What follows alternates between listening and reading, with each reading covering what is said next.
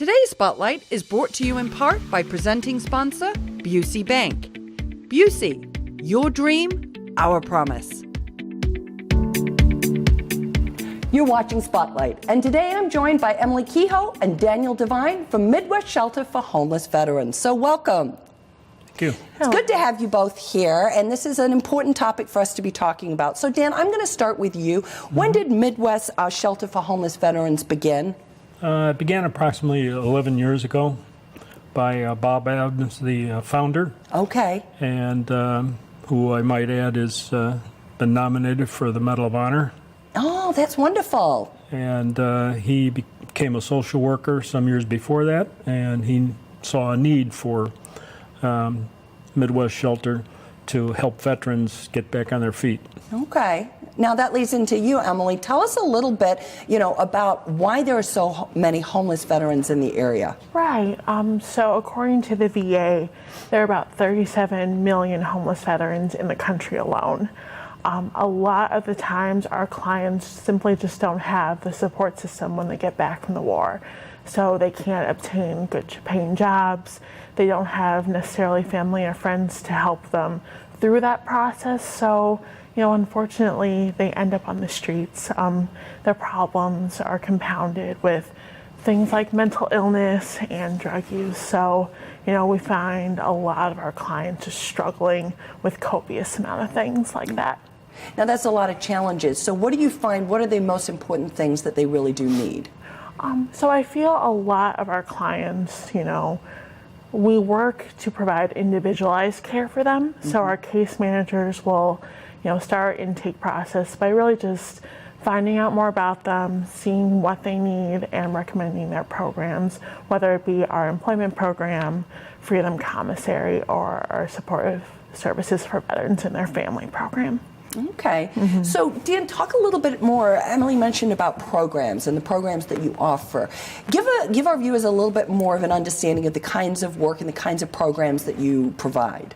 Well, we provide individual counseling programs. We also provide group programs for the veterans. And it helps them open up about their problems that they're facing, not only as individuals, but as family members, and also their inabilities, like Emily said, to get a job, keep a job. Also, they talk about their drug abuse or their alcohol abuse, and it's one of those situations where it has to be veteran on veteran, because otherwise it doesn't work. Yeah, and we've heard that a lot before, unless you've been there, seen there, done that, very hard to relate and connect. Yeah. As being one, I'm a certified counselor, and it's easy for me at times to get some people to open up. Sometimes it's not. But it takes a little while and a little digging, a little pushing, but sometimes, and eventually they'll open up. Yeah. And you get to the point where then they want to seek the help. Yeah. We've heard that a lot too, in terms of, often I hear military folks talk about they're the last people to ask for help because their job has always been helping, right? So requesting help from themselves is challenging. Yeah, it's a pride thing. Yeah. It really is. Now, you mentioned that you're a veteran, so is that what drew you to be on this board? Yeah, that, and I got to know Bob Adams probably, 25 years ago, and I was on the advisory board for like 10 years, and then they asked me to come on the regular board, and I said sure, and it's a very rewarding job. Yeah, I can imagine, certainly. And you have that camaraderie-ship with the folks that you're serving. Yes. Yeah. Emily, talk about, because this is a lot of work that you're putting in and supportive services. How are you funding that? So out of our $1.5 million budget, about half comes from federal and state grants. We get a lot of support from organizations like the VA, just because they offer so much guidance and expertise in veteran affair issues. The rest come from private, individual, corporation, and foundation contributions. So, we've been extremely blessed and humbled to receive so much support from our 7 counties that we serve. It's truly remarkable. Yeah, well, I think that people certainly feel all veterans have served us, so I think the importance of being able to return that service is very important, right? Now, what do you think are kind of some of your challenges or the obstacles that sort of stand between you and your ultimate mission? Right, so a lot of our clients are transient by nature. It's, kind of hard to connect with them, not to mention they're proud because they're veterans. So a lot of our case managers go within our 7 counties and just make sure we have face-to-face time with them and make sure that we are serving our communities as best as possible. Another issue is probably funding.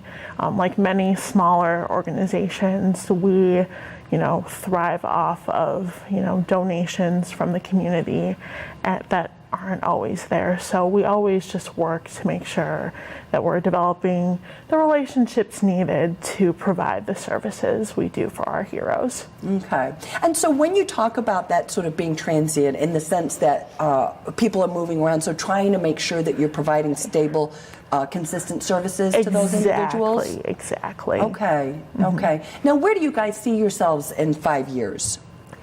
So like I mentioned, I think one of our biggest goals is just creating stable and sustainable community partnerships, whether that be through, financial contributions or helping establish relationships with local businesses to do things like provide veteran-oriented jobs, connections, and other services that will help our clients further. Another goal we have established in our 5-year plan is just making sure that we have as much support as possible within our 7 counties. So physical spaces where our veterans can go to and receive the help they need. We have developed a really strong foundation in our DuPage County area because that's where our business is located, but in our collar counties, we're always making sure we're serving our veterans in need. Okay. Dan, anything to add to that? Just that I'm hoping that eventually they'll be able to open another house like Larson House so we can serve more veterans. So far, Emily, I'm not up on the statistics, but I think we've probably had about 80 or so veterans go through the program, and they were able to successfully go through the program and, get their lives back together. Okay. Which was really a great accomplishment. Absolutely. Well, it is always trying to find that space, right? Yes, that's a challenge for so many, and in the homeless space, whether you're a veteran or not. So, right. Yeah. Well, thank you so much for coming by and sharing the good work that you're doing, and we wish you all the best for now and for the next 5 years. If you would like to learn more about Midwest Shelter for Homeless Veterans and the services that they offer, please go and visit their website.